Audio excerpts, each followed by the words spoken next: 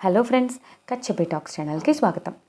మనం ఎండమూరి వీరేంద్రనాథ్ గారు రాసిన పర్ణశాల అనే నవలని చెప్పుకుంటున్నాం.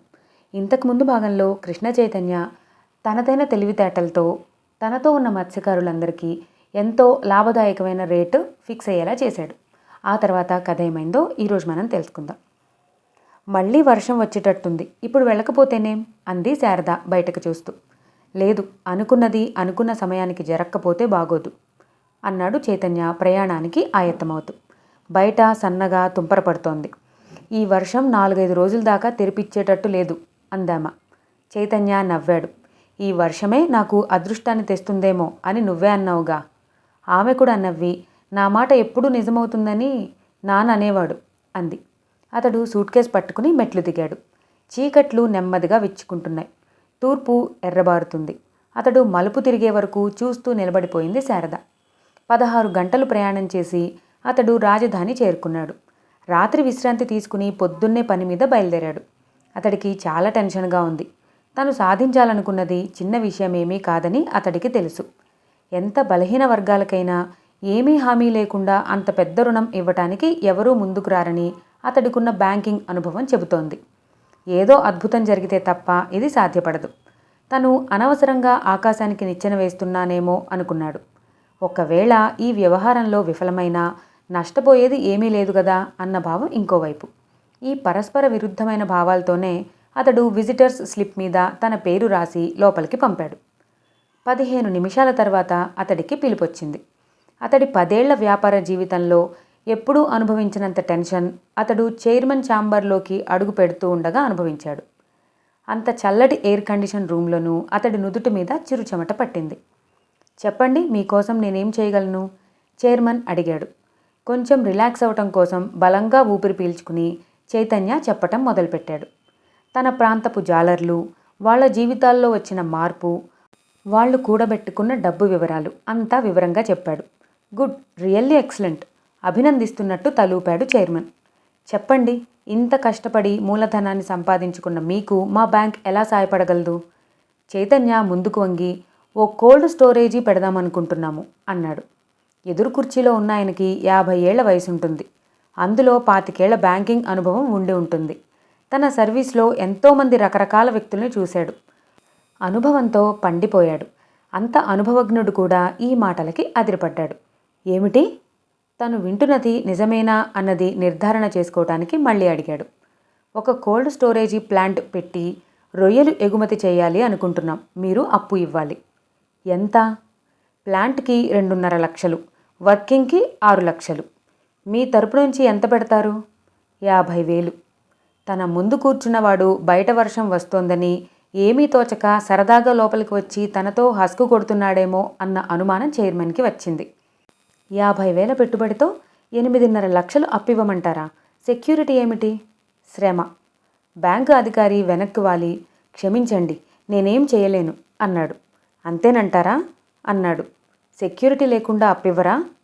అది ముఖ్య సమస్య కాదు. కానీ మీరు సరుకు ఎలా అమ్ముతారు? ఫ్యాక్టరీ ఎలా నడుపుతారు? అన్నీ సమస్యలే. ఇంతలో ప్యూన్ ఇంకో విజిటింగ్ కార్డ్ తెచ్చి బల్ల మీద పెట్టాడు. రమ్మను అన్నాడాయన. అంటే తనని ఇక వెళ్ళమని. చైతన్య కుర్చీలోంచి లేచాడు. ఐఆమ్ సారీ అన్నాడాయన. It's all right sir. అతడికి ఈ పని అవుతుందని నమ్మకం లేదు. ఆయనకి షేక్ హ్యాండ్ ఇచ్చి బయటకు రాబోతూ ఉంటే తలుపులు తీసుకుని విజిటర్ లోపలికి ప్రవేశించాడు. చైతన్య తన ఆలోచనల్లో తను ఉండి బయటకు వెళ్ళబోతున్నాడు. వర్షం వల్ల ఫ్లైట్ క్యాన్సిల్ అయి ఉండిపోవలసి వచ్చింది. తనకి పరిచయమైన గొంతు విని చైతన్య వెనక్కి తిరిగి చూశాడు. అదే సమయానికి అతన్ని చూసిన Hamasho Toshima, chief sales executive, hello Chaitanya, మీరిక్కడున్నారేమిటి అన్నాడు. ఆమె వైపే చూస్తున్నాడు వృద్ధుడు. ఆమె బట్టలు పీలికలై దైన్యాన్ని చాటుతున్నాయి. వళ్ళు దుమ్ము కొట్టుకుపోయింది. జుట్టు పాయలు పాయలుగా వేలాడుతోంది. వృద్ధురాలిలా కనబడుతూ ఉంది. అనారోగ్యం మొహం మీద ముడతల్ని తెచ్చింది. బీదతనం వాటిని పెంచింది. మరో 2 బిచ్చగాళ్ళు ఆమె వైపే నిర్లిప్తంగా చూస్తున్నారు. చావుకి బ్రతుక్కి వాళ్ల దృష్టిలో తేడా లేదు. జీవచ్ఛవాలు. వృద్ధుడు ఆమె తలని ఒళ్ళోకి తీసుకుని మట్టి పాత్రలో నీళ్లు గొంతులో పోశాడు. 5 నిమిషాలు గడిచాయి. ఆమె కళ్ళు విప్పడం చూసి వృద్ధుడి మొహం వికసించింది. ఆమె బలహీనంగా వణుకుతున్న 2 చేతులు దగ్గరికి చేర్చి నమస్కారం చేసి రక్షించారు బాబుగారు అంది. అతడు మాట్లాడవద్దన్నట్టు సైగ చేసి తన దగ్గరున్న గిన్నెని ముందుకు జరిపాడు. అది తిన్నాక ఆమెకి సత్తువ చేకూరినట్టు అయింది. కృతజ్ఞత నిండిన కళ్ళతో అతడి వైపు చూసి, మీ రుణం ఈ జన్మకి తీర్చుకోలేను బాబుగారు, మీ పేరు అని అడిగింది. నిరంజన్ దాస్ అన్నాడు వృద్ధుడు. ఎండలో చాలా దూరం నుంచి వస్తున్నట్టున్నావు, ఎక్కడికి వెళ్ళాలమ్మా? ఇంకా చాలా దూరం ప్రయాణం చేయాలి బాబుగారు. ఇప్పుడు అక్కడేముందో తెలుసుకోవాలి, కానీ అనుమానంగా ఉంది. గమ్యాన్ని చేరుకునే లోపల ఈ ప్రాణం తన గమ్యం పూర్తి చేసుకుంటుందేమోనని. ఇంత వేదాంతం మాట్లాడుతున్నావు, నీ పేరేమిటమ్మా? పేరులో ఏముంది బాబుగారు అందామె తల అడ్డంగా ఊపుతూ. ఏమీ లేదు, ఏమీ లేదు. ఆమె లేచి, వెళ్ళొస్తాను బాబు, మీకు మరోసారి కృతజ్ఞతలు అంది. ఇంత ఎండలో ఎక్కడికి వెళ్తావమ్మా? చాలా దూరం వెళ్ళాలి. నెలలే పట్టొచ్చు, సంవత్సరాలే పట్టొచ్చు, కానీ వెళ్ళాలి. వెళ్లే వరకు ప్రాణాలు నిలుపుకోవాలి. వెళ్ళాలి, తప్పక వెళ్ళాలి. గొణుక్కుంటూ వెళ్ళిపోతున్న స్త్రీని కనుమరుగయ్యే వరకు అలానే చూస్తూ ఉండిపోయాడు. ఏమిటి, మీరింతకాలం ఏమైపోయారు? అడిగాడు చీఫ్. నేను ఎంక్వైరీ చేస్తే ఏవో ట్రబుల్స్లో ఉన్నారని తెలిసింది. బ్యాంకు అధికారి ఫోన్లో మాట్లాడుతున్నాడు. తానొచ్చిన పని క్లుప్తంగా అతడికి చెప్పాడు. మీకు అప్పివ్వటానికి సంశయం ఏమిటి? నేను పూర్వపు స్థితిలో లేను, నవ్వాడు చైతన్య. పరిస్థితి వివరించాడు. ఫోన్లో మాట్లాడడం ముగించిన అధికారి వైపు తిరిగాడు చీఫ్. మార్కెట్ ఒకటే కదా మీ అనుమానం? అవును అని చైతన్య వైపు తిరిగి, ఒక బలహీన వర్గం స్వంతంగా కాళ్ల మీద నిలబడటానికి ప్రయత్నిస్తాను అంటే మాకు సంతోషమే, కానీ వాస్తవిక పరిస్థితుల్ని కూడా అర్థం చేసుకోవాలి కదా. ఓకే, బల్ల మీద పేపర్ వెయిట్ తిప్పుతూ అన్నాడు చీఫ్. 3 సంవత్సరాల పాటు వీరి సరుకు మొత్తం కొంటామని ఎక్స్క్లూజివ్ కాంట్రాక్ట్ రాయిస్తాను. ఎల్సీ ఓపెన్ చేస్తాం, సరేనా? ఇక్కడ ఇలా సంభాషణ జరుగుతున్న సమయంలో అక్కడ రవి తన ఆడిటర్తో మాట్లాడుతున్నాడు. డబ్బు మీరు పెట్టారా, మీ భార్యదా అన్నది ప్రశ్న కాదు. చైతన్య వెళ్ళిపోయాక ఆయన బిజినెస్ నంతా మీరు ఉన్నది ఉన్నట్టు తీసుకున్నారు కాబట్టి ఆ అప్పులన్నిటికీ మీరు బాధ్యులవుతారు. కానీ ఆ సరుకంతా పూర్తిగా నాశనమైంది. అయినా సరే ఆ సరుకు అమ్మిన వాళ్ళందరికీ డబ్బు చెల్లించాను. నా ఉద్దేశం ఏమిటంటే ఆ సంఘటన కారణంగా ఫ్యాక్టరీ ఆగిపోకూడదని. మీరు చెప్పింది నిజమే అన్నాడు ఆయన. కానీ మీరు కొంచెం తెలివిగా ప్రవర్తించి ఉండాల్సింది. ఆ ఫ్యాక్టరీ చైతన్య నుంచి మీ భార్య కొనుక్కున్నట్టు అగ్రిమెంట్ రాసుకుంటే మీకు ఈ కష్టం ఉండేది కాదు. అలా చేసిన పక్షంలో ఆ సంస్థ పూర్వపు లాభాలతో కానీ నష్టాలతో కానీ మీకు సంబంధం ఉండేది కాదు. అలా చెయ్యలేదు కాబట్టి ఇప్పుడు పూర్వపు లాభాల మీద కూడా ట్యాక్స్ కట్టాలంటారు. కట్టాలి మిస్టర్ రవి. 1 సంవత్సరం ఘోరంగా నష్టపోయినా అంతకుముందు సంవత్సరం వచ్చిన లాభం మీద ట్యాక్స్ కట్టాల్సిందే. అదే లా అదో గాడిద అంటూ అన్నిటికీ సిద్ధపడిన వాళ్ళ అతడు వెనక్కు వాలి, మొత్తం ఎంత కట్టాలి అని అడిగాడు. ఆయన కొద్దిసేపు లెక్కలు కట్టి 1,70,000 అన్నాడు. రవి మొహం రక్తం ఇంకిపోయినట్టు తెల్లగా పాలిపోయింది. 1,70,000 గొణిగాడు. ఎక్కడి నుంచి తెస్తాడు? చైతన్యకి ఆశ్చర్యంగా ఉంది. తమ కంపెనీకి జపనీస్ ఫర్మ్ సాయపడటంలో కాదు, ఆ ఫర్మ్ తరపున ఈ దేశపు ప్రతినిధిగా తనని నియమించడంలో. నేను మీకెలా కృతజ్ఞతలు చెప్పుకోవాలో తెలియడం లేదు. ఇందులో నేను చేసిందేముంది అన్నాడు చీఫ్. మీలాంటి అనుభవజ్ఞుడు లభించడం మా అదృష్టం. మామూలు పరిస్థితుల్లో అయితే మీరు ఇంత చిన్న పనికి ఒప్పుకునేవారా?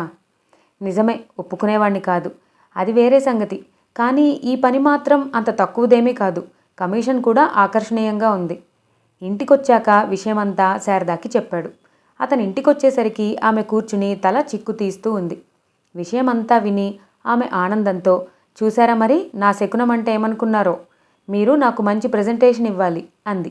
అతడి మనసు దూది కన్నా తేలిగ్గా ఉంది. ఏం కావాలి చెప్పు అన్నాడు. ఆమె తల అడ్డంగా ఊపుతూ, ఇప్పుడు కాదు, ఏదైనా కావాల్సి వచ్చినప్పుడు అడుగుతాను అందామ. అతడు నవ్వి సరే అని జరిగిందంతా తన వాళ్లతో చెప్పటానికి లేచాడు. గూడెంలో ఈ వార్త పాకగానే అందరిలోనూ ఉత్సాహం కట్టలు తెగి ప్రవహించింది. అభినందనలు అతన్ని ఉక్కిరిబిక్కిరి చేశాయి. జాలర్ల ఆనందానికైతే అంతే లేదు. 10 రోజుల్లో స్థలం నిర్ణయించడం జరిగింది. ఆ తరువాత 2 నెలల కల్లా ఫ్యాక్టరీ ప్రారంభమైంది. అతడికి ఊపిరి సలపని పని, మళ్లీ బాధ్యతలు. ఇంటికొచ్చేసరికి 9-10 అవుతోంది. ఇంకోవైపు జపనీస్ ఫర్మ్ ఇచ్చిన కొత్త బాధ్యత. ఒకరోజు అతనింటికొచ్చేసరికి 11 అయింది. భోజనం చేస్తుంటే శారద అంది, ఇలా టైం కూడా చూసుకోకుండా పనిచేస్తూ ఉంటే ఆరోగ్యం ఏమయ్యేను? అతడు చెయ్యి కడుక్కుంటూ నవ్వి, నాకిది అలవాటేగా అన్నాడు. ఆమె అతడి వెనుకే వెళ్ళి తువ్వాలందిస్తూ, నాకు ఒక అనుమానం. మీరంతా రాత్రింబవళ్ళు పనిచేస్తారు కదా, అంత డబ్బు సంపాదించి ఏం చేస్తారు అంది. అలా అడిగిన తర్వాత అతడి మొహం చూసి ఎందుకు అడిగానా అని ఆమె అనుకుంది. అతడు దాన్ని తేలిగ్గా తీసుకోలేదు. ఆ ప్రశ్న అతడి గుండెల్లో మారుమూల ఎక్కడో ప్రతిధ్వనించింది. నిజమే, ఎందుకింత సంపాదించటం? అతడికి సమాధానం వెంటనే దొరికింది. తన వాళ్ళని సంతోషపెట్టడానికి, స్నేహితుల్లో తలెత్తుకు తిరగటానికి, భవిష్యత్తు కోసం, ఆనందం కోసం. అంతలోనే మళ్ళీ అనుమానం. భార్యని సుఖపెట్టడం మనిషి జీవితాశయం కాదే. తనని తనగా ప్రేమించాలి భార్య. అలాంటి భార్య కోసం తను ఏమీ చేయకపోయినా ప్రేమిస్తూనే ఉంటుంది కదూ. మరి స్నేహితులు, స్టేటస్సు వీటి కోసమా? ఇవి ప్రతి మనిషికి ఉంటాయే. కార్మికుడికి కార్మికుడి సర్కిల్, గుమస్తాకి గుమస్తా స్నేహితులు. ఆ మాటకొస్తే అరిసోక్రసీయే స్నేహాన్ని నాశనం చేస్తుంది. భవిష్యత్తు కోసమా? దానికి శ్రమ ఎందుకు? తరతరాలుగా తిన్నా తరిగిపోనట్లుగా సంపాదించటం ఎందుకు? ఆనందం కోసమా? ఎయిర్ కండిషన్ రూమ్లో నిద్రపట్టక పక్క మీద అటూ ఇటూ పొర్లే భాగ్యవంతుడి కన్నా కాయకష్టం చేసేవాడు కటిక నేల మీద హాయిగా నిద్రపోతున్నాడే. కావు, ఇవేవి కావు కారణాలు. ఈ సంపాదించడం అనేది వ్యసనం. ఒకసారి దానికి అలవాటు పడితే అందులో ఉన్న ఆనందం ఇంకా దేనిలోనూ దొరకదు. అది చదరంగం లాంటిది, ఆడుతూనే ఉండాలి. కానీ ఇన్ని కాంట్రడిక్షన్ల గురించి ఆలోచించే శక్తి అతడికి ఇప్పుడు లేదు. భవాన్ని గురించి ఆలోచించే శక్తి దారుణమైన అనుభవం నిర్దాక్షిణ్యంగా చంపేసింది. ఆ అనుభవంతోనే అతను అన్నాడు, లేదు శారదా, ఈ డబ్బు అనేది చాలా గొప్పది. బంధుత్వాన్ని నిలుపుతుంది, స్నేహాన్ని కలుపుతుంది, మనిషిని కాళ్ల మీద నిలబెడుతుంది. డబ్బుని మితం లేకుండా సంపాదించాలి, దాన్ని గుప్పెట్లో పెట్టుకుని ఆడించాలి. దానికోసం ఎంత మానసిక శాంతిని కోల్పోయినా సరే. చైతన్యకి సమాధానంగా శారద అన్నది, ఈ డబ్బు మీద విజయం సాధించాలి అంటే మితం లేకుండా దాన్ని సంపాదించడం ఒక్కటే నా మార్గం చైతన్య బాబు. దాని విలువనంతా ఒక చిరునవ్వుతో తృణీకరించిన నిరంజన్ దాస్ దాని మీద విజయం సాధించలేదా? అతడిలో ఏ మానసిక వ్యధ లేదే. చైతన్య మాట్లాడలేదు. అతడు బికారిగా సంచరించిన రోజుల్లో ఉన్న నిశ్చింత జ్ఞాపకం వచ్చింది. మరుక్షణం ఏమవుతుందో అన్న టెన్షన్ లేదు. అయితే తను ఆ స్థితి చేరుకోగలడా? లేదు, ఆ విరక్తి తనకు రాదు. అతడికి అప్పటి వరకు ఒక అనుమానం ఉండేది. నిరంజన్ దాస్ సర్వాన్ని వదులుకోవాలని తీసుకున్న నిర్ణయం అర్ధరహితమేమోనని. కానీ ఈ క్షణం అర్థమైంది. ఎంత గొప్ప దూరాలోచనతో నిశ్చింత కోసం అతడు డబ్బుని వదులుకోగలిగాడో అర్థం చేసుకోగలిగాడు. కాబట్టి మరి తను వదులుకోగలిగాడా? లేదు. అర్థం చేసుకోవడం వేరు. తనలాంటి వాళ్ళకి చింతలోనే దొరుకుతుంది. అనుక్షణము చింత లేకపోతే బ్రతకలేడు. అతడి ఆలోచనల్ని భంగం చేస్తూ, ఇక ఆలోచించకండి, మీ ఆలోచనల్ని రాస్తూ రాస్తూ ఈ నవలాకారుడు కూడా అయోమయ స్థితిలో పడిపోయేలా ఉన్నాడు అంది నవ్వుతూ. అతడు అర్థం కాక ఏమిటి అన్నాడు. బ్రెక్టు చదివారా? ఏం లేదు, ఎలినేట్ చేస్తున్నాను అందామె చిరునవ్వుతో. తాము కట్టవలసిన ట్యాక్స్ విషయం కిరణ్మయికి తెలియటం రవికి ఇష్టం లేకపోయింది. ఈ బాధ తనకెలాగూ తప్పదు. అనవసరంగా ఆమెకు చెప్పి ఆమెను కూడా బాధ పెట్టడం ఎందుకని భావించాడు అతను. అయితే అతడు ఆ విపత్తు నుంచి బయటపడటానికి చేసిన ఏ ప్రయత్నమూ ఫలించలేదు. కట్టవలసిన డబ్బు కట్టకుండా అప్పీలు చేసుకోవటానికి అతడు పెట్టుకున్న దరఖాస్తుని కమిషనర్ తిరస్కరించాడు. దాంతో పరిస్థితి మరింత విషమించింది. రవి తల్లడిల్లిపోసాగాడు. అతడి పరిస్థితిని గురించి తొందరలోనే అందరికీ తెలిసిపోయింది. ఈ వాణిజ్య కాలాల ప్రపంచంలో ఏ చిన్న వార్తైనా ఇట్టే పాకిపోతుంది. అతడి స్థితి తెలిసిన వాళ్ళు అప్పు ఇవ్వటం మానేశారు. అప్పటికే ఇచ్చిన వాళ్ళు ఒత్తిడి చేయసాగారు. ఇలా అన్ని వైపులను పరిస్థితులు విషమించటంతో అతడు డీలా పడిపోయాడు. ఇవి ఇలా ఉండగానే ఒకరోజు అతడికి నోటీసు వచ్చింది. ట్యాక్స్ కట్టని కారణంగా ఇంటిని వేలం వేయబోతున్నట్టు నోటీసు అది. కిరణ్మయి, నీ భర్తగాను, నీ ఆస్తి వ్యవహారాలు చూస్తున్న మేనేజర్గాను కూడా నేను నా ఓటమిని ఒప్పుకుంటున్నాను. ఇదంతా నా అసమర్థత వల్లనే వచ్చిందన్న నిజాన్ని కూడా నేను మర్చిపోలేను కిరణ్మయి. నా మీద ఎంతో నమ్మకం ఉంచి ఈ బాధ్యత అప్పగించావు. కానీ నేనే దాన్ని సరిగ్గా నిర్వహించలేకపోయాను. కొద్ది రోజుల్లో మన ఆస్తి సర్వస్వం వేలం పాటకు రాబోతోంది. దాన్ని నిరోధించటానికి నేను చేసిన ప్రయత్నాలన్నీ విఫలమయ్యాయి. అన్నయ్య ఏ స్థితిలో బయటకు వెళ్ళిపోయాడో అదే పరిస్థితిలో నేను వెళ్ళిపోతున్నాను. అయితే వెళ్ళేది ఈ లోకం విడిచి. నా అసమర్థతకి ఉదాహరణగా నువ్వు పడే కష్టాలు అనుక్షణం చూస్తూ మానసిక వ్యధ అనుభవించే శక్తి నాకు లేదు. కిరణ్, 22 వరకు నాకు ప్రేమంటే ఏమిటో తెలీదు. నా జీవితంలో నువ్వు ప్రవేశించావు. మనసా వాచా నిన్ను నేను ప్రేమించాను. ఈ డబ్బు అనేది మన మధ్య లేకపోయి ఉంటే మన వివాహపు తొలి రోజులు ఎంత బాగా గడిచి ఉండేవి. చదివిన చదువుకి చిన్న ఉద్యోగం వచ్చి ఉండేది. చిన్న ఇల్లు, మన సంసారం ఎంత బాగుండేది. నా ఈ అసమర్థతని నిరూపించటానికేనేమో ఈ డబ్బు అనేది వచ్చిపడింది. అయిపోయింది కిరణ్. ఈ రాత్రి తెల్లవారేసరికి నేను ఉండను. అద్భుతమైన నీ సౌందర్యాన్ని ఇంకొంచెం సేపు చూస్తూ కూర్చోవాలని, నీతో కొంచెంసేపు మాట్లాడాలని కోర్కె గుండె నిండా బలంగా వ్యాపిస్తుంది. కానీ అణుచుకోవాలి. ఒకసారి మళ్ళీ ఆ అనుభవం పొందితే ఈ మరణించాలన్న నా నిశ్చయం నెమ్మదిగా సడలిపోవచ్చు. నా మీద నీకేమైనా మంచి అభిప్రాయం ఏ మూలో కొద్దిగా ఉంటే ఇక అది పోతుందని తెలుసు. డబ్బున్న రోజుల్లో నాతో అన్నీ అనుభవించాడు. అది పోయాక నన్ను వదిలేసి తన దారి తను చూసుకున్నాడు అని నువ్వు నన్ను తిట్టుకోవచ్చు. కానీ నేను బ్రతికి ఉంటే మన భవిష్యత్, ఆ హైన్యం ఇవన్నీ తలుచుకోవటానికే భయంగా ఉంది. డబ్బు మన మధ్య సృష్టించిన విభేదాన్ని, దారిద్ర్యం మరింత ఎక్కువ చేస్తుంది. నీ ప్రవర్తనలో నా పట్ల కోపాన్ని ఇంతకాలం చూశాను. ఇంకా బతికి ఉంటే అసహ్యాన్ని చూడాలి. అదే నాకిష్టం లేదు. సెలవు. రవి. ఉత్తరం రాయటం పూర్తి చేసి మడవబోతూ ఏదో అనుమానం వచ్చి వెనక్కి తిరిగేసరికి కిరణ్మయ్. ఉత్తరం అంతా చదివినట్లు ఆమె మొహం చూస్తేనే తెలిసిపోతోంది. అది గమనించి కిరణ్ అన్నాడు అతడు హీనమైన కంఠంతో. ఆమె మాట్లాడలేదు. కాసేపు అతన్నే చూస్తూ ఉండిపోయింది. ఆమె హృదయంలో అగ్నిపర్వతాలు బద్దలవుతున్నాయి. అంతవరకు చూడని రవిని చూస్తోందామె. అమాయకంగా, సరదాగా, ప్రతిదాన్ని తేలికగా తీసుకునే రవినే చూసింది ఇంతవరకు. అతడు ఈ మధ్య పని పట్ల శ్రద్ధ చూపిస్తున్నాడని కూడా గమనించి సంతోషించింది. కానీ పరిస్థితి ఇప్పుడు తారుమారైంది. చిత్రమేమిటంటే తాము బికారిగా రోడ్డు మీద నిలబడే స్థితి వచ్చిందన్న విషయం కూడా ఆమెకి ఆ ఉత్తరం ద్వారానే తెలిసింది. అయినా ఆ విషయం ఆమెని అంతగా బాధించటం లేదు. ఈ డబ్బు అనే జ్వరం ఎంత తొందరగా వదిలిపోతే అంత బావుణ్ణు అని ఆమె భావిస్తోంది. రవిని చూస్తుంటే ఆమెలో స్త్రీ సహజమైన కరుణ పొంగి పొరలింది. దాంతోపాటు దుఃఖం కూడా. ఎంతో ఉన్నతమైన వంశంలో పుట్టి కేవలం జాలితో, అభిమానంతో తనను వివాహమాడిన ఈ యువకుడు కేవలం తన వలనే మనశ్శాంతిని కోల్పోయాడన్న నిజం ఆమె గుండెని బద్దలు చేస్తోంది. పరస్పర విరుద్ధం కాని ఈ రెండు భావాలతో ఆమె పక్కనే నిలబడి అతడి కాళ్ల మీద తల ఉంచి వెక్కి వెక్కి ఏడవసాగింది. రవి ఆమె తల మీద చేయి వేసి కిరణ్ అని గొణిగాడు.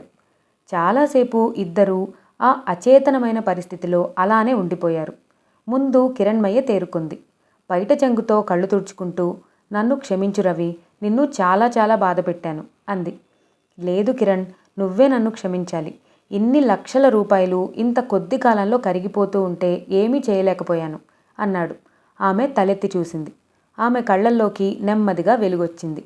ఇదేనా? ఈ ఒక్క కారణమేనా రవి నిన్నింతగా బాధ పెడుతోంది అందామె ఆతృత, కొద్దిగా ఆనందం మిళితమైన స్వరంతో. నా మీద ఏ కోపము లేదా? నా ప్రవర్తన పట్ల అసహ్యం లేదా అని అడిగింది. రవి అయోమయంగా, కోపమా, అసహ్యమూనా, ఎందుకు అన్నాడు. నిన్ను కష్టపెట్టినందుకు, స్త్రీనన్న విషయం మర్చిపోయి. ఆమె ఏదో చెప్పబోతూ ఉంటే నోటిని చేత్తో మూసి, నువ్వు కాబట్టి నన్ను సహించగలిగావు కిరణ్ అన్నాడు. ఆమె అలాగే అతడి చేతిని తన చెక్కిలి మీద ఆంచుకుని, ఇంకా చర్చ వద్దు రవి, పెళ్ళైన కొత్తలో భార్యాభర్తల మధ్య ఉండాల్సిన ప్రేమని, అనురాగాన్ని మన మధ్య లేకుండా చేసింది డబ్బు. ఒకరినొకరు కళ్ళల్లో పెట్టుకుని కాలం తెలియకుండా గడపాల్సిన అపూర్వ క్షణాల్ని ఈ డబ్బుని కాపాడటం కోసం వృధా చేశాం. ఇప్పుడైనా మించిపోయిందేమీ లేదు రవి. ఈ పాడు డబ్బు మనకి శాశ్వతంగా వీడ్కోలు చెప్పబోతూ ఉంది. అది వెళ్ళిపోయాక హాయిగా మనిద్దరమే రవి. బీదతనం నాకు అలవాటే. నీకు కొద్దిగా మొదట్లో కష్టంగా ఉంటుందనుకో. అయినా దాన్ని గురించి భయం అక్కర్లేదు. నీకో చిన్న ఉద్యోగం వస్తుంది. సాయంత్రం అలసిపోయి ఇంటికి వస్తావు.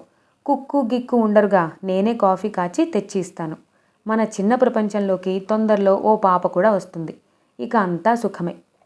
రవి ఒక అపూర్వమైన అనుభవాన్ని పొందుతున్నట్టు ఆమె మాటలు వినసాగాడు. అతడు మొదటిసారిగా కొత్త కిరణ్మయిని చూస్తున్నాడు. ఆమె ఆ ఇంటికి వచ్చిన కొత్తలో ఆమె కళ్ళల్లో ఒక అనూహ్యమైన వేదన కనబడుతూ ఉండేది. అది పూర్తిగా వేదన కాదు, కసి. ఆ సున్నితమైన భావానికి అంత కర్కశమైన పదం అనవసరం. చాలా బీదస్థితిలోంచి వచ్చిన కారణంగా ఒక్కసారిగా ఈ వాతావరణాన్ని అన్వయించుకోలేక పూర్వపు అసహ్యకరమైన పరిస్థితుల్ని ఆ కొత్త వాతావరణంతో పోల్చుకుని ఒక రకమైన కాంప్లెక్స్ పెంచుకున్న స్థితి. ఆ తరువాత విధి ఆడిన ఒక చిన్న చదరంగపు ఆటతో ఆమెకి అంతులేని సంపద వచ్చిపడి ఉక్కిరి బిక్కిరి అయ్యేట్టు చేసింది. తుఫాను వచ్చి వెళ్ళిన తర్వాత పరిస్థితి ఇప్పుడు. కానీ అది కలిగించిన నష్టం కంటే ఆమెకి అది తగ్గిపోయిందన్న భారమే ఎక్కువ హాయిని కలిగిస్తోంది. ఆ సంతృప్తితోనే ఆమె భర్త ఒడిలో తలపెట్టుకుని హాయిగా నిద్రపోగలిగింది. అంతా ప్రశాంతంగా ఉంది. కిటికీలోంచి వస్తున్న పిల్లగాలికి ఆమె చెవి కింద ముంగురుల పాయ నెమ్మదిగా ఊగుతోంది. ఒక వెన్నెల కిరణం ఆమె చెక్కిలి మీద పడి ప్రతిబింబిస్తోంది. ఆమె నిశ్చలమైన కనురెప్పల మధ్య గాఢమైన నిశ్శబ్దం అలుముకుంది. స్నిగ్ధము అపురూపమైన ఆ ప్రశాంతికి విచలితుడైన రవి ఆమె నిద్రకి భంగం కలిగించకుండా నెమ్మదిగా వంగి బల్ల మీదున్న చిన్న సీసాని కిటికీలోంచి బయటకు విసిరేశాడు. పెద్ద హడావిడేమీ లేదు. కొద్దిమంది జనం ఉన్నారు. 4-5 కార్లున్నాయి. ఇన్కమ్ ట్యాక్స్ డిపార్ట్మెంట్కి సంబంధించిన 2 ఆఫీసర్లు ఏదో నోట్ చేసుకుంటున్నారు. రోడ్డు మీద 2 వ్యక్తులు ఆ ఇంటి వైపు చూస్తూ ఏదో మాట్లాడుకుంటూ వెళ్తున్నారు. రోడ్డుకి ఇరువైపులా ఉన్న క్రోటన్స్ మొక్కలు సరైన పోషణ లేక వాడిపోయి ఉన్నాయి. దూరంగా 12 కొట్టింది. దాహంతో దూరంగా కాకి అరుస్తోంది. దూరంగా నిలబడి ఉన్నారు రవి, కిరణ్మయ్. ఆమె చెయ్యి అతడి చేతిలో ఉంది. వాళ్ళిద్దరూ మౌనంగా చూస్తున్నారు. జరిగేదాంతో సంబంధం లేని ప్రేక్షకుల్లా ఉన్నారు. పాట మొదలైంది. 75,000, 1,25,000 చేసే బిల్డింగ్ని చౌకగా కొట్టేద్దామని ఎవరో ఆశపడ్డారు. 2 గొంతులు వెంటనే 80,000 అన్నాయి. 90,000. కొద్ది నిశ్శబ్దం. 1,00,000 అన్నాడు నానక్రామ్. 1,10,000, 1,15,000 ఒక మూల నుంచి రామయ్య శెట్టి అరిచాడు. నానక్రామ్ అతడి వైపు చూసి తలాడించాడు. అతడి గుమాస్తా వంగి, చాలు సాబ్, ఇంకా అనవసరం అన్నాడు. నానక్రామ్ ఆలోచిస్తున్నాడు. చాలాసేపు మౌనం. 1,20,000 చివరికి అన్నాడు. రామయ్య శెట్టి ధైర్యంగా 1,25,000 అన్నాడు. రవికిది ఆశ్చర్యంగా ఉంది. వీళ్లంతా తన స్నేహితులు. ఇప్పుడు తనని గమనించినట్టే ప్రవర్తిస్తున్నారు. తోటి పక్షి చచ్చిపోతూ ఉంటే తమ తోటిదే అనైనా ఆలోచించకుండా పీకుతినే రాబందులు గుర్తొచ్చాయి. అంత అర్ధరాత్రి సర్వం వదిలిపెట్టి అన్నయ్య ఎందుకు వెళ్ళిపోయాడో అర్థమైంది. పాట పోటీల మీద సాగుతూనే ఉంది. 1,50,000 అన్నాడు భగవాన్ దాస్. ఆ ఇంటికి అంతకన్నా ఎక్కువ రాదు. కానీ నానక్రామ్ది పక్క ఇల్లే. కొనుక్కుంటే తన దాంట్లో కలిపేసుకోవచ్చని ఆశ.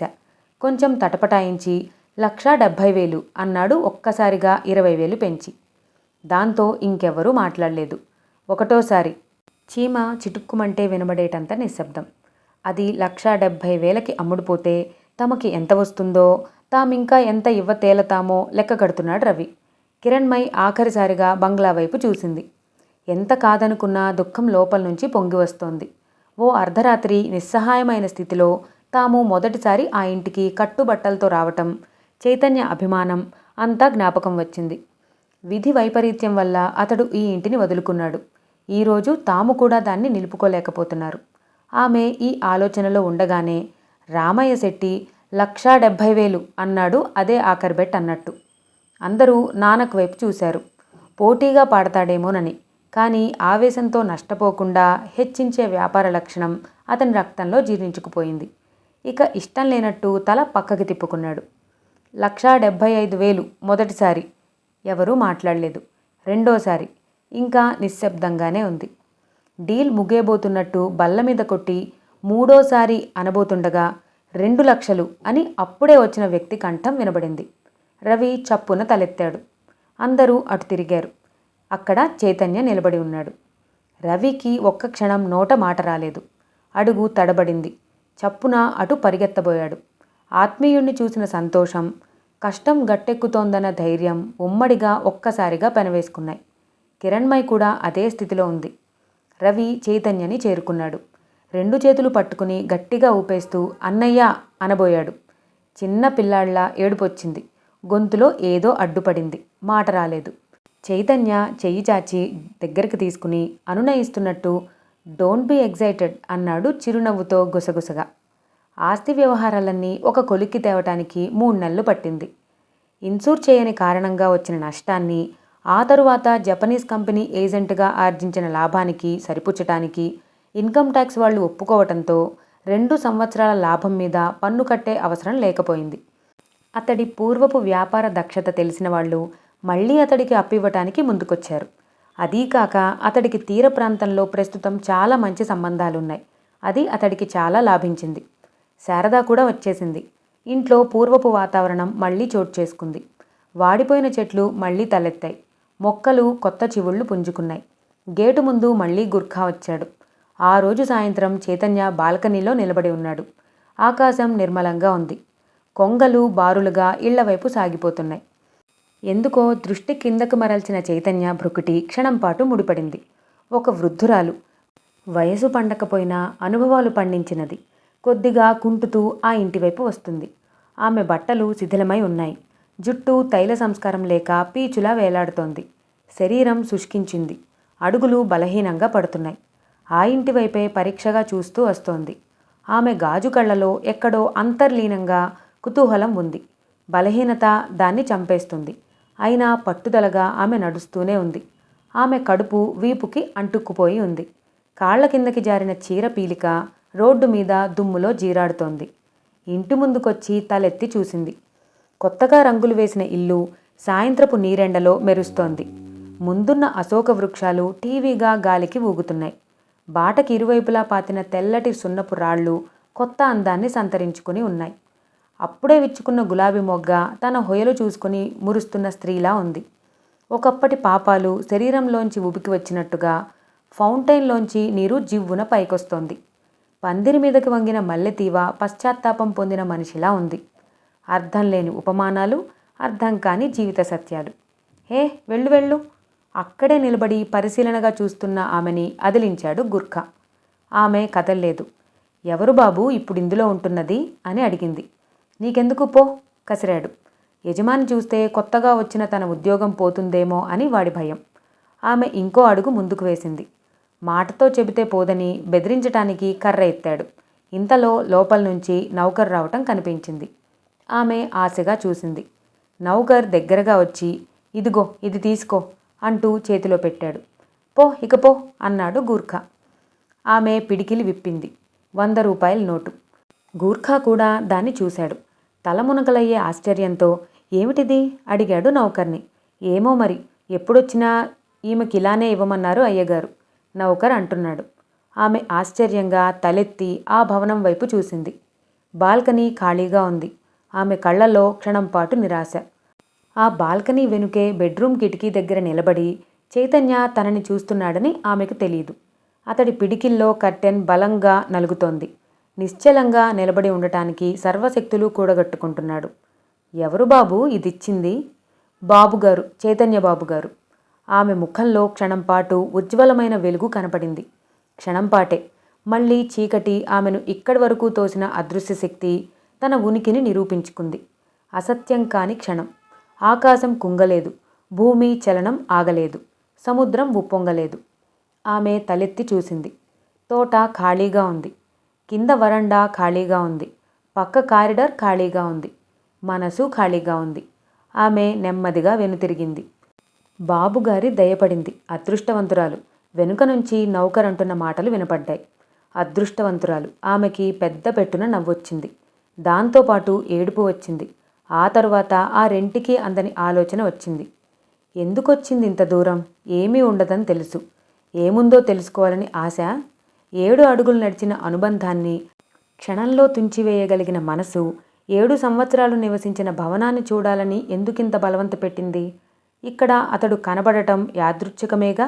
అతడు తన పూర్వపు నెలవు కోరుకోవటంలో ఆశ్చర్యం లేదు. తను రావటమే ఆశ్చర్యం.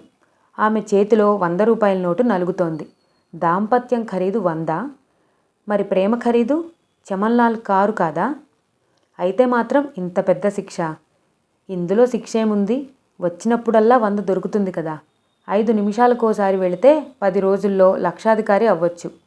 కాడిలాకు కారు కొనుక్కోవచ్చు. కాళ్ళాకులో తిప్పితే తిరిగి చైతన్య ప్రేమిస్తాడా? ఆమెకి మళ్ళీ నవ్వొచ్చింది. ఏం ఆశించి వచ్చింది తను? చూసి వెళ్ళిపోవాలని. మనసెంత విచిత్రమైంది. కొంచెం ఆధారం దొరికేసరికి ఇంకొంచెం ఆశించటం మొదలెట్టింది. ఇలా ఏదో ఆలోచించుకుంటూ ఆమె చాలాసేపు ఎంతో దూరం నడిచింది. ఆమె పెదవుల మీద చిరునవ్వు వెలిసింది. ఆ రోజు రాత్రి లోకం సమస్తం నిద్రించిన వేళ నిర్మానుష్యమైన శ్మశానంలో ఆహ్వానించే సమాధుల మధ్య, కాలే చితుల మధ్య ఒక ప్రాణి తన ఒంటికి నిప్పంటించుకుని దగ్ధమైంది. భర్త ఇచ్చిన 100లో 2 రూపాయలు మాత్రం కిరసనాయిలకి ఖర్చవగా మిగతాది ఆమెతో పాటే మసైంది. దట్టమైన అడవిలో ఓ గడ్డి పువ్వు రాలిపోతే ఎవరికి తెలుస్తుంది? అదే సమయానికి తన గదిలో చైతన్య కూర్చుని ఉన్నాడు. బెడ్ లైట్ మసక వెలుతురు చీకటిని పూర్తిగా పారద్రోలలేకపోతోంది. అతడి ముందు బల్ల మీద ఆ రోజు వచ్చిన పోస్టు ఉంది. అందులో ఒకటి శుభలేఖ, దీపక్ది. దాన్ని చేతిలో పట్టుకుని అలాగే చూస్తూ కూర్చుండిపోయాడు. అతడి మనసంతా శూన్యంగా ఉంది. ఒకటి చెల్లి జ్ఞాపకం వచ్చి, 2 వచ్చి వెళ్ళిపోయిన భార్య గురించి. చిత్రంగా ఉంటుంది, అయినా ఏమూలో ఆశ ఉంది. చెల్లి చేసిన తప్పేమిటి? వస్తే భార్యగా ఆమె ఎందుకు ఆదరింపబడకూడదు? శరీరంతో పాటు మనసు మలినం అవదని నమ్మితే చాలు. తన స్వవిషయం వేరు, అక్కడ మలినమైంది మనసు. అయితే తనకు మనసెంత ముఖ్యమో పక్కవాడికి శరీరం అంత ముఖ్యం కావచ్చు. తనలాగే పక్కవాళ్ళు ఆలోచించాలనుకోవటం పొరపాటు. ఆలోచన మెదడులో సంఘర్షణని సృష్టిస్తుందే తప్ప ఇంకే విధంగానూ లాభించదు. ఒకసారి ఇది స్ఫురించాక అతడు శుభలేఖని డ్రాయర్ సొరుగులోకి, ఆలోచనలని మనసు అట్టడుగు పొరల్లోకి తోసేశాడు. అనవసరమైన దాని గురించి ఆలోచించకుండా ఉండటాన్ని అతడు మనసుకి ఎప్పుడో నేర్పాడు. పక్క మీద వాలి 10 నిమిషాల్లో నిద్రపోయాడు. ఆ మరుసటి రోజు క్రిస్మస్. ఆ రోజున చైతన్య ఇంట్లో పార్టీ ఏర్పాటు చేయబడింది. దానికి వెనకున్నది శారదే. పాత సాంప్రదాయాన్ని వదిలిపెట్టడం ఆమెకిష్టం లేదు. అదీకాక ఆ రోజు చైతన్యని పాత ఆలోచనల నుంచి రక్షించేటందుకు ఏదో వ్యాపకం ఉండాలని తలచింది. ఆమె ఆలోచనని రవి, కిరణ్మయ్ సమర్థించడంతో చైతన్యకు కూడా ఒప్పుకోక తప్పలేదు. పార్టీ జరుగుతూ ఉండగా శారద ఎంత మంచి ఆలోచనతో ఈ ఏర్పాటు చేసిందో అతడికి అర్థమైంది. చాలా కాలం తర్వాత మళ్ళీ అందరూ అతనింట్లో కలుసుకోవటం, చైతన్య చాలా ఉత్సాహంగా అటూ ఇటూ తిరుగుతూ అందర్నీ పలకరించసాగాడు. శారద లోపలుండి అన్నీ సరిగ్గా అందుతున్నాయో లేదో చూస్తోంది. ఎవరితోనో మాట్లాడుతున్న రవిని దూరం నుంచి గమనించింది కిరణ్మయ్. ఎంతో బాధ్యత నుంచి రిలీఫ్ పొందినట్టు తేలిగ్గా ఉన్నాడు. చైతన్య లోపలికి వెళ్ళాడు. చీర కొంగు నడుంలోకి దోపి ఏర్పాట్లని పరిశీలిస్తోంది శారద. తల రేగింది, నుదుటి మీద చెమట పట్టింది. అతన్ని చూసి చిరునవ్వుతో ఇలా వచ్చారేమిటి అంది. అతడు దానికి సమాధానమివ్వకుండా ఆమెని పరిశీలనగా చూస్తూ, నీకెందుకిదంతా? పనివాళ్ళు అంతమంది ఉండగా అన్నాడు. వాళ్ళు చేస్తే మనం స్వయంగా చూసుకున్నంత బాగా ఉంటుందా అందామె. నువ్వు రాకూడదు, అందరికీ పరిచయం చేస్తాను. ఏమని చేస్తారు? అతనేదో అనబోయేటంతలో నౌకరు వచ్చి ఖాళీ గిన్నె బల్ల మీద పెట్టి వెళ్ళిపోయాడు. బల్లకి అవతల వైపున ఆమె చేతిలో ఉన్న గిన్నె తీసుకుని పక్కనే ఉన్న నౌకరికి అందిస్తూ, నువ్వు 10 మందిలోకి రావాలిక, మునుపట్లా కాదు అన్నాడు. మునుపట్ల ఏం కాదు? మళ్ళీ ఈ ప్రపంచంలోకి వచ్చేశాంగా. ఈ ప్రపంచమంటే 10 మందిలోకి రావటమా అంది అర్థం కానట్టు. అతడి ప్రశ్నకు తికమకపడి ఏం జవాబు చెప్పాలో తెలియక, నే వెళతాను అన్నాడు. ఆమె నవ్వి, వెళ్ళండి, హోస్ట్ ఏమయ్యాడా అని బయట కంగారు పడుతుంటారు అంది. అతడు మళ్ళీ బయటకు నడిచాడు. దక్షిణం వైపు నుంచి ఆకాశం నెమ్మదిగా మేఘవృత్తం అవుతోంది. చల్లటి గాలి వీస్తోంది. డిన్నర్ పూర్తయింది. నౌకర్లు ఫ్రూట్ సలాడ్ సర్వ్ చేస్తున్నారు. గుడ్ ఈవినింగ్ రవి అన్నాడు నానక్రామ్. గుడ్ ఈవినింగ్ పొడిగా అన్నాడు రవి. ఎంత దాచుకుందామన్నా అతడి మొహంలో అసహ్యం కనబడుతోంది. తాము నిస్సహాయ స్థితిలో ఉంటే దాన్ని తన కోసం ఉపయోగించుకోదలుచుకున్నవాడు ఇప్పుడు ఏమీ జరగనట్టు తనని విష్ చేస్తున్నాడు. ఈయన యశస్వి, ప్రొడ్యూసర్. పక్కనున్న అతిథిని ఇంట్రడ్యూస్ చేశాడు నానక్రామ్. పంచా లాల్చీలో హుందాగా ఉన్నాడు. ఆయన రవికి షేక్ హ్యాండ్ ఇస్తూ, మనం కలుసుకోలేదు, మీ అన్నయ్య నాకు బాగా తెలుసు అన్నాడు. ఏమిటి మీ కొత్త పిక్చర్? సంభాషణ కలుపుతూ రవి అడిగాడు. ఇంతలో చైతన్య అక్కడికి వచ్చాడు. హలో యశస్వి, చేయి అందిస్తూ అన్నాడు. హలో చైతన్య, ఎలా ఉంది వ్యాపారం? దేవుడి దయవల్ల బాగానే ఉంది. నానక్రామ్ ఆశ్చర్యంగా, మీరు దేవుణ్ణి నమ్ముతారా అన్నాడు. అంతకుముందు అలా అనటం వినకపోవటం వల్ల. ఆ ప్రశ్నకి వెంటనే సమాధానం చెప్పలేదు చైతన్య. కొంచెం ఆగాడు. దేవుడున్నాడో లేదో నాకు తెలీదు, కానీ సకల చరాచరాల్ని ఆడిస్తున్న శక్తి ఒకటున్నదని నమ్ముతాను. యశస్వి నవ్వి, చాలా నిజాయితీతో చెప్తున్నారే అన్నాడు. చైతన్య నవ్వలేదు. అవును అన్నాడు. యశస్వి జేబులోంచి రూపాయి కాసు తీశాడు. పందెం కట్టండి, ఇది బొమ్మ పడుతుందో బొరుసు పడుతుందో. బొరుసు పడితే నేను దేవుడున్నాడని నమ్ముతాను, బొమ్మ పడితే? చైతన్య మాట్లాడలేదు. ఆయన చేతిలో ఉన్న రూపాయి కాసు వైపే తదేకంగా చూసి నెమ్మదిగా అన్నాడు, నేను నా నమ్మకాన్ని ఉపసంహరించుకుంటాను. ఆయన నవ్వి, అదేం పందెం, ఇంకేదన్నా పెద్దది కాయండి అన్నాడు. అప్పటికే అది అందర్నీ ఆకర్షించింది. చుట్టూ చేరారు. అందరిలోనూ కుతూహలం. చూపుడు వేలు కింద బొటనవేలు పెట్టి దానిమీదున్న రూపాయి కాసుని ఎగరవేయబోతూ, చెప్పండి అన్నాడు. అదే గంభీరమైన గొంతుతో చైతన్య నెమ్మదిగా స్ఫుటంగా అన్నాడు, బొమ్మ పడితే నా ఆస్తి సర్వస్వం మీకు వదులుకుంటాను. అక్కడ గాలి స్తంభించింది. ఆయన చప్పున చెయ్యి వెనక్కి తీసుకుని, ఏమిటి అన్నాడు, తను సరిగ్గా వినలేదేమో అని. చైతన్య మళ్ళీ చెప్పాడు. ఎవరో అతన్ని వారించబోయాడు. యశస్వి భార్య చైతన్య వైపు జాలిగా చూసింది. తన భర్తకి ఈ బొమ్మ బొరుసు ఆడటం సరదా అని ఆమెకు తెలుసు. ఈ రూపాయి కాసు ఆయన తీసిన సినిమాలోది. రెండు వైపులా బొమ్మ ఉన్నది. పరిచయస్తుల్ని దాంతో ఏడిపించటం ఆయనకు అలవాటు. అతడి ఆస్తి ఆయన తీసుకోకపోవచ్చు, కానీ చైతన్య మాత్రం అందరిలోనూ అవమానం పొందటం నిశ్చయం. అది దేవుడి ఉనికి విషయంలో. ఆమె భయం అదే. అప్పటి వరకు నవ్వుతున్న రవి మొహం టెన్షన్తో ఎర్రబడింది. చైతన్య ఈ మాటల్ని నవ్వుతూ అనలేదని అతడికి తెలుసు.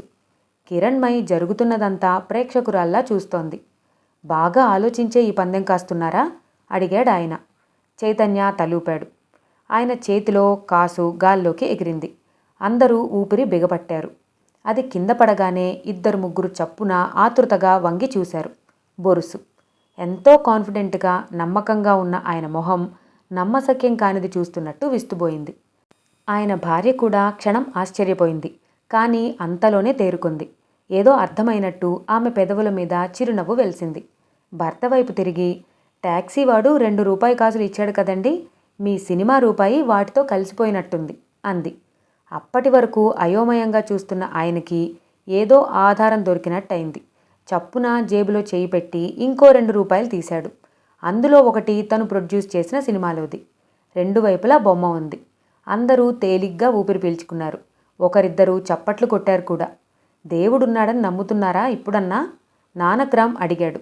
యశస్వి ఏదో చెప్పబోయేంతలో చైతన్య కల్పించుకుని అన్నాడు, నేను చెప్పింది దేవుడి గురించి కాదు, మనల్ని ఆడిస్తున్న అదృశ్య హస్తం గురించి.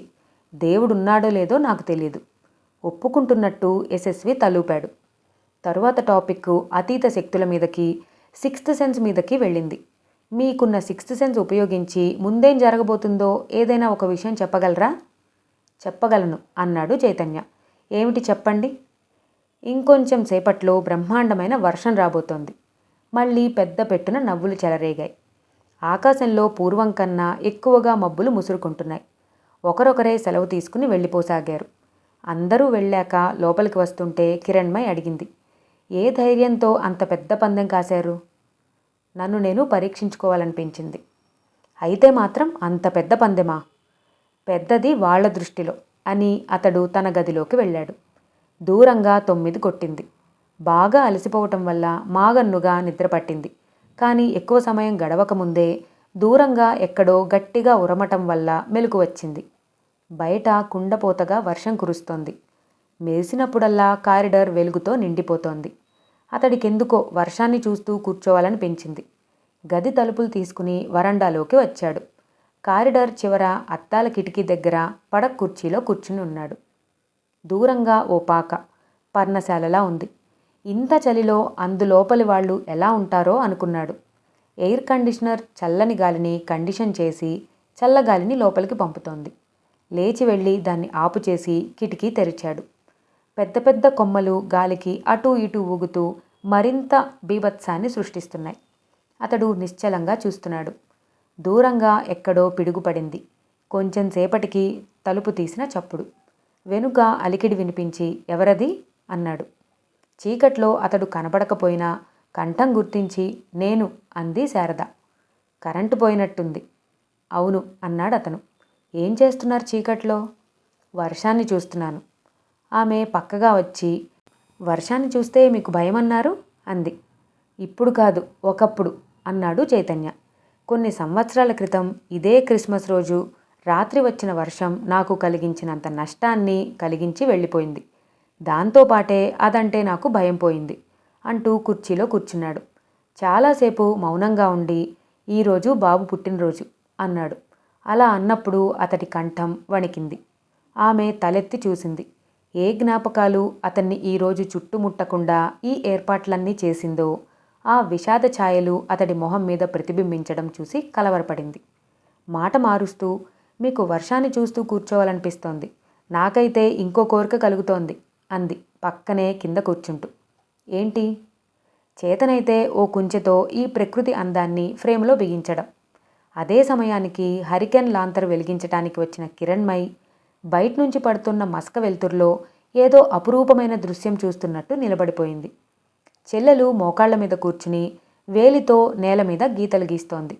అతడు వెనక్కి వాలి కళ్ళు మూసుకుని ఉన్నాడు. అలికిడికి కళ్ళు తెరిచి, రా కిరణ్మయ్, అలా నుంచుండిపోయావేమిటి అన్నాడు. ఆమె లోపలికి వస్తూ, ఇదిగో హరికెన్ లాంతర్ వెలిగిద్దామని అంది. శారద లేస్తూ, నేను తీసుకొస్తాను అని లోపలికి వెళ్ళింది. కిరణ్మయ్ వచ్చి కుర్చీలో కూర్చుంది. చాలాసేపు మౌనం. ఏమిటి ఆలోచిస్తున్నావు? ఆమె ఉలిక్కిపడి, ఏమీ లేదు అంది. అతడు నవ్వి, ఏమీ లేకుండా ఎలా ఉంటుంది అన్నాడు. చెప్పమంటారా? ఆమె చాలాసేపు మౌనంగా ఉండి తనలో తనే మాట్లాడుకుంటున్నట్టు అంది. చాలా రోజుల వెనుక, కొన్ని సంవత్సరాల క్రితం ఈ కారిడర్లోనే నేనొక అపూర్వ దృశ్యం చూశాను చైతన్యబాబు. ఒక భర్తకి భార్య తమలపాకులు అందించటం. చాలా మామూలు దృశ్యం అది. కానీ నా మనసులో ఎందుకో సూటిగా హత్తుకుపోయింది. నాకనిపించిందప్పుడు డబ్బుంటేనే ఆప్యాయతలు మమతలు వస్తాయని. ఆ మాటే మీతో అంటే డబ్బుకి అనురాగానికి సంబంధం లేదని మీరన్నారు. అప్పుడు జ్ఞాపకం ఉందా అని ఆమె ఆగింది. మీ మాటే నిజం అని ఇప్పుడు అనిపిస్తోంది. నా అభిప్రాయం తప్పు. అప్పటి అభిప్రాయమే నిజం కిరణ్మయి. ఈ ఆప్యాయతలు డబ్బు వల్లే వస్తాయని నా అనుభవం నాకు చెప్పింది. డబ్బు లేకపోతే అంటూ ఆగి నెమ్మదిగా, మనిషిని మనిషిగా చూడరు, భార్య భర్తని చూడదు. నా అభిప్రాయాన్ని మార్చుకుంటున్నాను అన్నాడు. అదేమిటి?